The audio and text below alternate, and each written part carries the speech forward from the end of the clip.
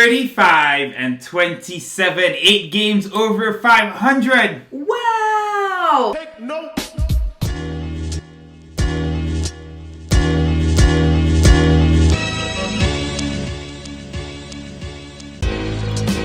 Big Beach!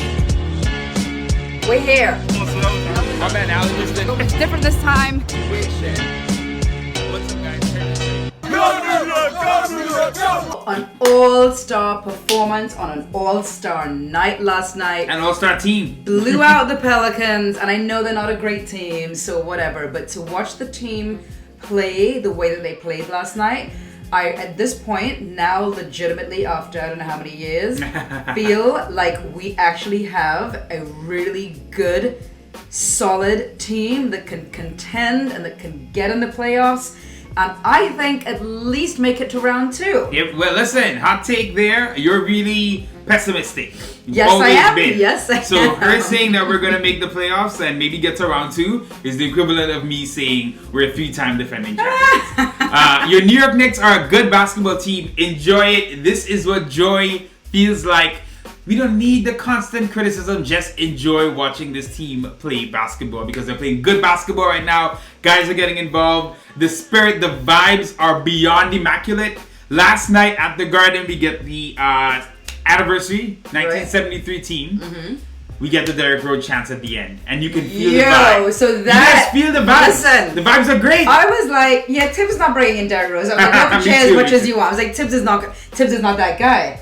But Tibbs can be that guy. He felt it. And when he's happy, he'll be that guy, He'll right? give you a little smirk, but He'll be that guy. but the vibes, you could feel it. Everything just felt happy and positive, right? Rose has been a consummate professional. Him and Fournier, they just been on the bench cheering on the team. Really appreciate that. But last night, we played a really good game. We see Randall, we see RJ, we see Jalen Brunson, we see Mitch. We see so many positive things. And I know we're going to talk about RJ and kind of go through the specifics, but we saw team basketball. We saw guys moving the ball. Mitch being back is so clutch. important for us. And maybe a blessing in a weird way That he was out? because he's the kind of guy who gets injuries no matter what. Right. So the fact that he got a couple weeks to just recuperate, chill. Right. Hartenstein improves in those weeks. Like Yes. it's almost Yes. like a storybook. Like it kind of worked out with him being out Perfectly. with the finger. Yeah. Yes, so that's great.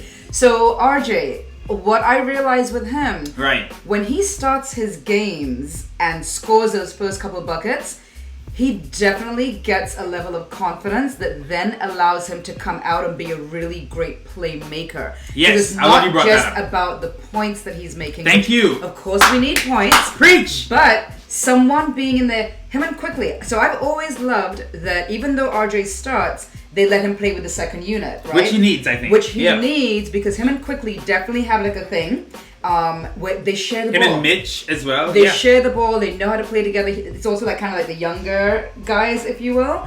So what we saw from RJ last night, that's all we want to see from him. That's it. Exactly what we want to see from him. You- And improve, yes, but that how he played last night, again, there is something to be said, and even Randall spoke about it at the end, with his mental.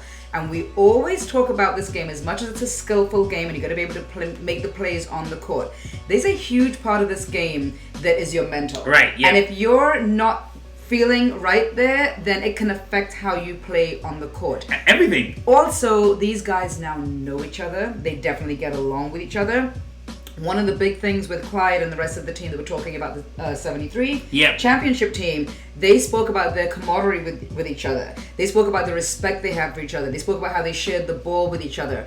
And they all said it. So definitely a lot of that goes into the team, because it's a team sport, Yep. and everyone being able to play together. Yes, I know you have the Michael Jordans that were, and even with him, he had his guys, but yes, that was a lot more like kind of one-on-one sort of ball, and maybe even with Kobe a little bit, where you had that one standout star. But when they won was the team anyway. When they won was right. the team. Yes. You Yes, summed yes, it up yes, perfectly. yes. I think you hit everything on the head. Just want to roll back to RJ a little bit. Right. I'm happy you brought up the playmaking. I think this is one of the fundamental issues with RJ, or at least with the discourse and the conversation around RJ, right? RJ's in the national spotlight from his mid-teens, right? This guy's gonna be a top 3 pick, number 1 recruit out of high school, all this hype, Maple Mamba, Maple Jordan I think was Wiggins, but Maple Mamba, there's always talk about RJ, this guy's gonna be incredible. Gets to college, he's on Duke with Zion and Cam Reddish, the big three. Zion stock takes over. Zion's like a number one guy. Ja Morant and Zion. Well, Zion and Ja Morant, number one and number two pick, right?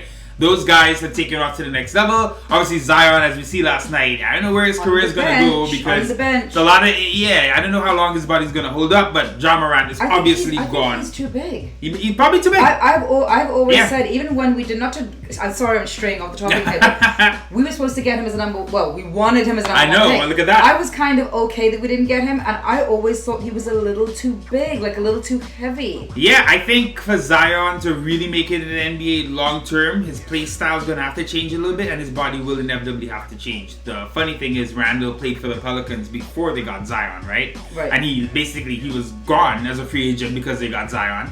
And it's, last night I'm thinking, wouldn't they rather have Randall? I know that sounds crazy, right? But if you look at the scope of things, Randall's consistent. He plays every game. He plays hard every game. He may be a knucklehead at times, but that dude is present and available. So we'll see how it shakes out long term.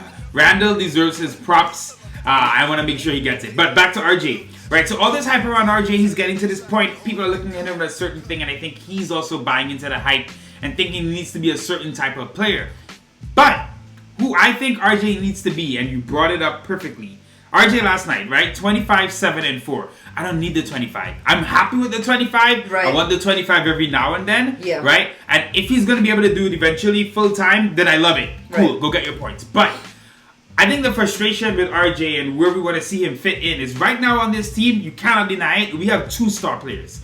Jalen Brunson and Julius Randle is ridiculous right now. These threes that he's hitting, it feels like I'm playing 2K or I'm watching a movie, the way Randle just running up the court and throwing up these ridiculous 3-pointers. He's on fire to start these games. He's looking like a complete superstar. And we know what Jalen's been doing all season. So when these two guys are playing that well, scoring at that level, RJ just has to fit in, play defense, hit his open threes, and facilitate. I think the peak version of RJ, I tweeted about it today. Follow me on Twitter at NYKTerry.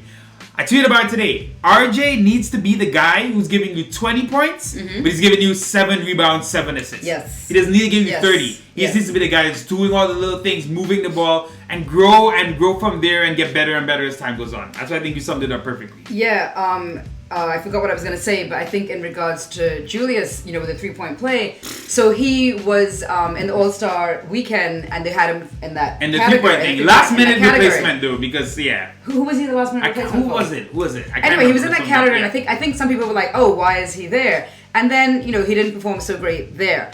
But we see when he's playing that he can. He's a rhythm guy. Yeah. It's different. Like, shooting in the 3-point contest is it's hard. It's so hard. Different. It's hard. Look at Randall, right? Randall, you can tell he feeds off emotion, off of energy, and he's using it positively this year. Kyle Kuzma gives him the too short gesture. He goes off on Kyle Kuzma, right? You see those little personal battles Julius has, and when he's in control, I'm loving Julius Randle right now, and he deserves it. He's a superstar we deserve. You want to boo the superstar, you want to talk shit about the superstar, which unfortunately we've all done, and he's fought through, he's proven again and again that he deserves to be respected. And here's the thing, I just want to say this about the team overall, right? Look at the Knicks team, we're watching the game last night, we're like, damn, this team is just good. They're fun, they're young, and they're good. There's no one on this team that should not be better next year, except for obviously the guys out of the rotation. But look at it. Right. We're praising Brunson, going in on Brunson. This is he's only played like 60-something games as a Knick. Or 60 games as a Knick. So he's so far. And they all have the right aptitude, I think, as well. Yes. To say they're not going to rest on their laurels. I don't think any of them are going to rest on their laurels. RJ, and right? be like, oh yeah, okay, we made it to the 6th seed. We're in the. No, I think they all want to improve. Everyone, listen, Quentin Grimes, who we're praising and we love so much, is not even. I don't know if he's not at his potential. Not near, right? Quickly, look how much Quickly's improved. Yeah. These kids are young. RJ's going to improve more. Quickly during the All-Star break, didn't go to hang out and go wherever. He was grinding in Miami on the beach with his trainer training. Listen, IQ. These guys don't mess around. This is what I'm saying, Knicks fans. We got to be happy. We got to be excited. This is a team. Not to mention, all these contracts are pretty good. RJ's probably the scariest contract, right? But we expect more from him anyway. Brunson's underpaid. Randall, if he's playing like this, is underpaid. Mitch is underpaid, right? Listen, Mitch gave us 13 rebounds last night, and Hardenstein gave us 10.